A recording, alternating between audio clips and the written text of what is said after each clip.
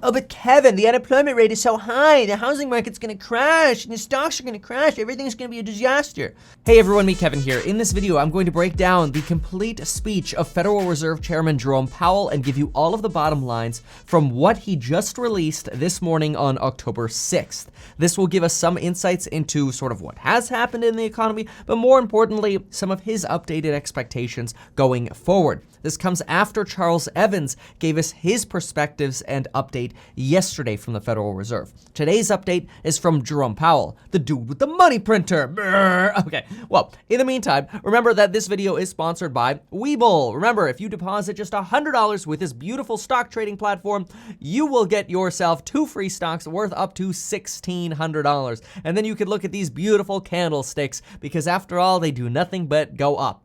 Don't mind some of the red right there. There. That's better. See, it only goes up. Anyway, let's go ahead and get started with the content. So the easiest way to do this is just go through the speech the way he went through it. And I highlighted the main takeaways, and obviously I'll read them and I'll comment a little bit on some of them. So let's go ahead and start with a little bit of background.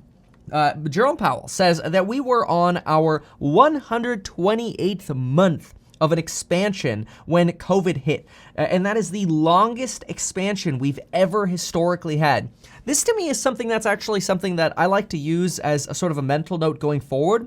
It's possible, and no guarantees, but it's possible that where in the past we might have had a recession every 7 years, it's possible that we might be at these sort of longer, more stretched out periods now, where we have sort of 10 years or more before these crashes. No guarantees, but that's just something that we've consistently been seeing just over the last, 13 years here. It's been a while since we've had a crash. Then Jerome gets into longer term challenges. One of those is that labor force participation is down amongst people in their working years. But what's more actually important is this right here, number 2 and 3. And that's that productivity gains during the expansion were disappointing, and that income and wealth disparities, or sort of that wealth gap, has been growing for several decades. These things are actually really important if you're trying to build your wealth. Because if you want to build your wealth, we got to figure out, hey, listen to Jerome Powell here. What can we do to be more productive than everybody else in a time where people are becoming maybe less productive?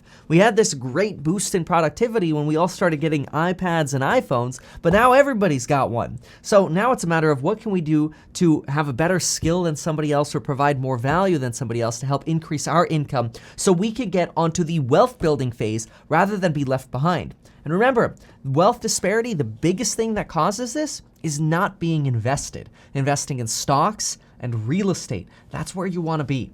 All right, let's see what else we've got here. So real wage gains happened across all workers. So this is saying, okay, we've had wage growth. A lot of individuals on YouTube especially hear like, oh, wages just aren't going up. Well, Jerome Powell thinks that we have seen inflation-adjusted wage gains. However, keep in mind, if you're working like I did at Jamba Juice or Red Robin, even if you get a $2 raise, you're still not going to join the wealth race, right? Got to learn to provide more value.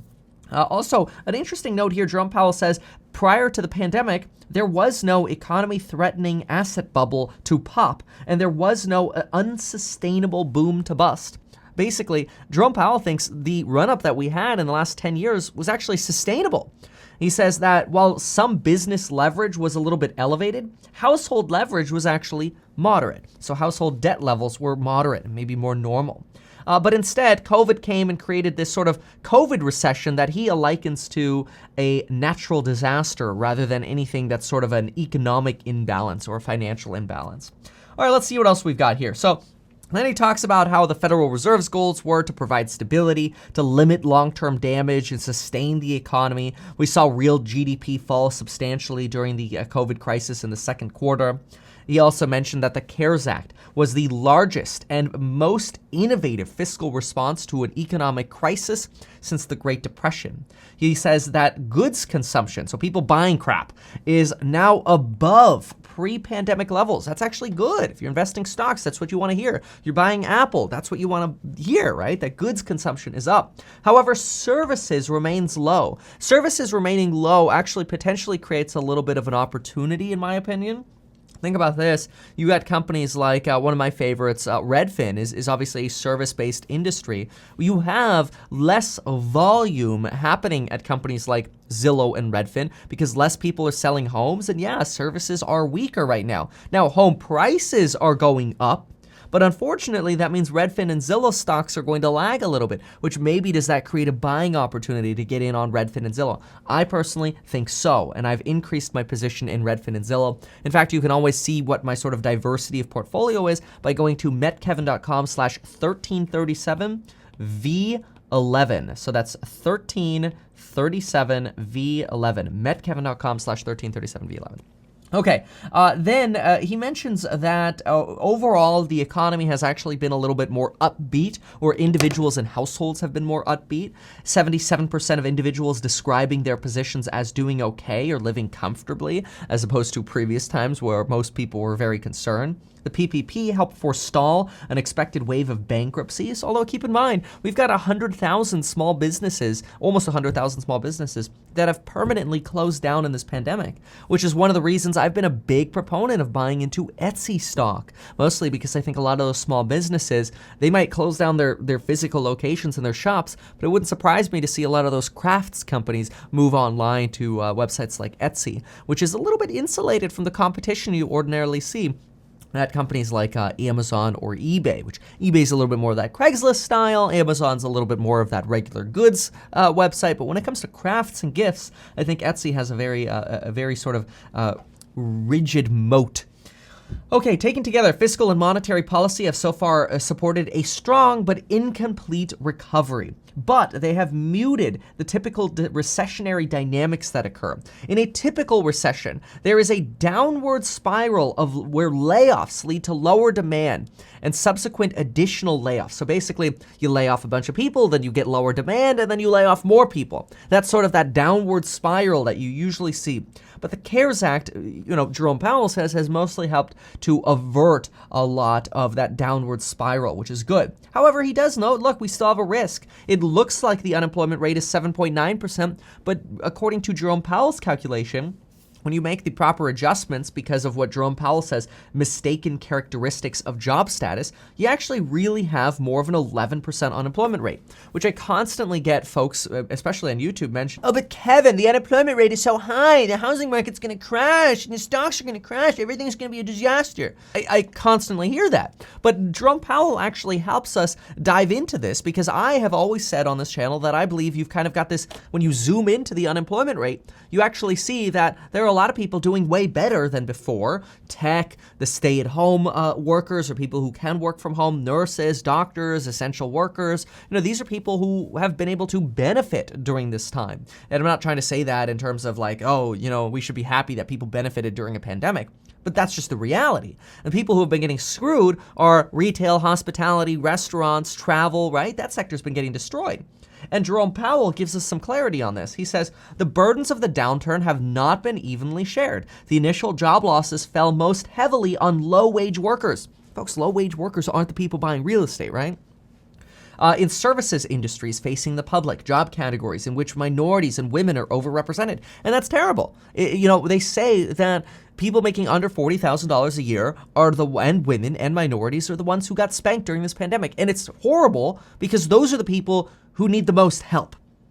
Instead, the rich have gotten richer. And this is where I always circle back to saying this is why we have to do everything that we can to make sure our productivity, our individual productivity, is high to get ahead in this market. Then we have to use that extra productivity and value that we provide to invest in stocks and real estate.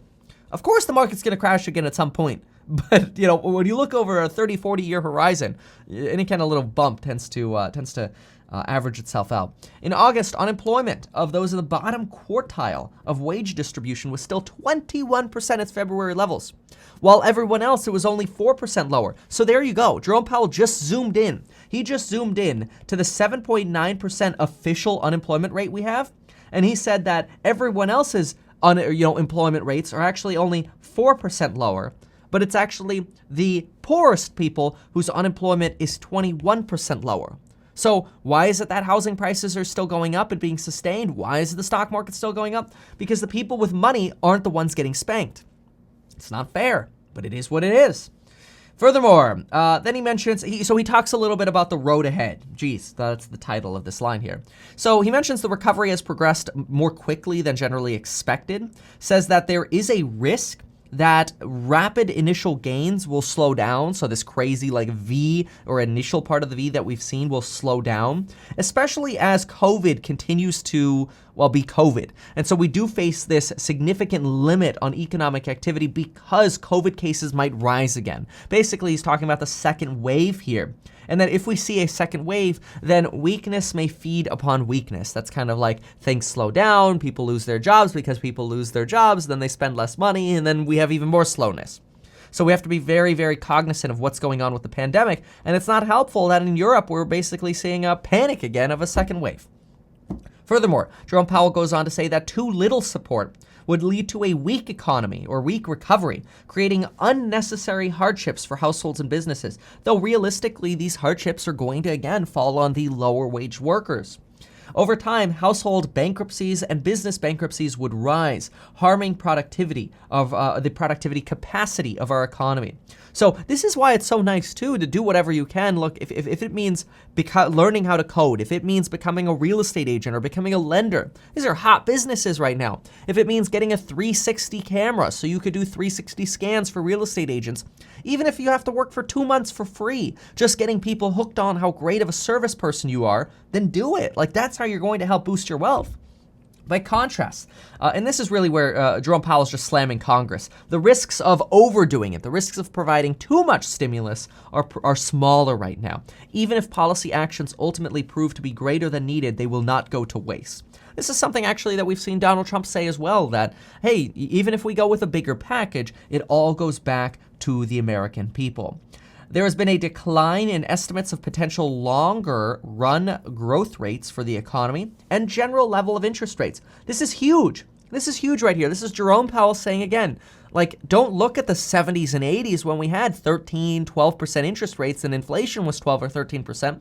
Instead, realize that we've gone through an era of moderation where interest rates have consistently been under 5%, for the last 20 years, 5-6%. And realistically, over the next 10 years, we're probably just going to continue trending downwards, even though we're like, oh, but inflation might come and then we might have to raise rates. Yeah, but we're just not seeing that yet. I went deep on inflation yesterday. So if you want more on inflation, watch my Fed Reserve video yesterday. In fact, I have a complete playlist dedicated to just Federal Reserve videos, so you can get this sort of more detailed analytical stuff, which I know some of you like. On a more positive note, we have seen that the economy can sustain historically higher levels of employment, bringing significant societal benefits without causing a troubling rise in inflation. And see, this has to do with the Phillips curve. So there's this thing called the Phillips curve in economics that says, well, as unemployment goes down, that is, more people are employed, then inflation has to go up because people start getting paid more because there's a lack of workers, so companies start paying those workers more. Well, guess what? It's wrong. The Phillips curve is wrong. We've actually been able to see that we could have almost maximum employment, but not see inflation. It's kind of weird, but that's just the nature of the world that we're in, is that things just, continue to evolve. So keep this in mind. What he sort of ends off here by saying the committee has left its target range of basically 0%. They expect to maintain this target until labor market conditions have reached levels that are consistent with the committee's assessment of maximum employment, and inflation has risen to 2% and is on track to moderately exceed 2% for some time. Yesterday, we had a good time frame in terms of how long we think we'll stay at these low rates. So watch that video if you have not yet. But hopefully you got some value out of this. If you like this sort of analytical kind of talk, check out the courses down below. I go very much more detailed and much more analytical in all my courses than I can do on YouTube. So if you like analytical stuff, the courses are for you. Use that coupon code in the links down below. Get 2 free stocks with Webull when you deposit $100. And of course, get life insurance in as little as 5 minutes. Thank you so much for watching, folks, and we'll see you next time.